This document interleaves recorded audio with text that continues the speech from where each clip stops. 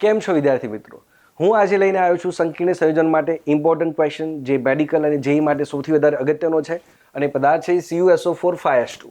વિદ્યાર્થી મિત્રો, જેના સંકરણ વિશે વિદ્યાર્થીઓ ગૂંચવણમાં રહે છે, જે પાણી વગરનો હોય એટલે કે એનહાઇડ્રસ હોય, નિર્જળ હોય તો એનો સફેદ રંગ છે, પરંતુ 5S2 હોય તેનો રંગ કેવો થઈ જાય છે? વાદળી.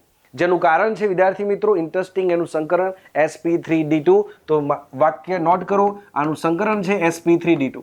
જો આકાર જુઓ, 4 પાણીના અણુ એકબીજા સાથે જોડાયેલા છે જે સમતલીય સમચોરસમાં રહે છે.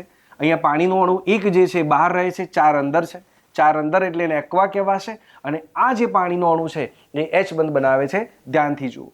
અને આ પાણીનો અણુ બીજા સલ્ફેટ સાથે એટલે કે સલ્ફેટ સાથે જોડાશે અને આ રીતે પણ H બંધ બનાવશે.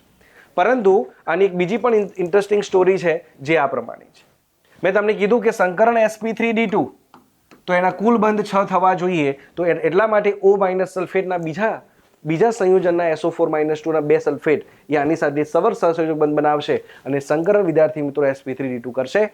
તો 4 પાણીના અણુ સમતલમાં અને 2 સલ્ફેટ, એક ઉપર હશે અને એક નીચે. તો આવી જ નવી અવનવી વાતો લાવીશું તમારી પાસે. જોતા રહેજો ગુજરાતી આકાશ યુટ્યુબ ચેનલ.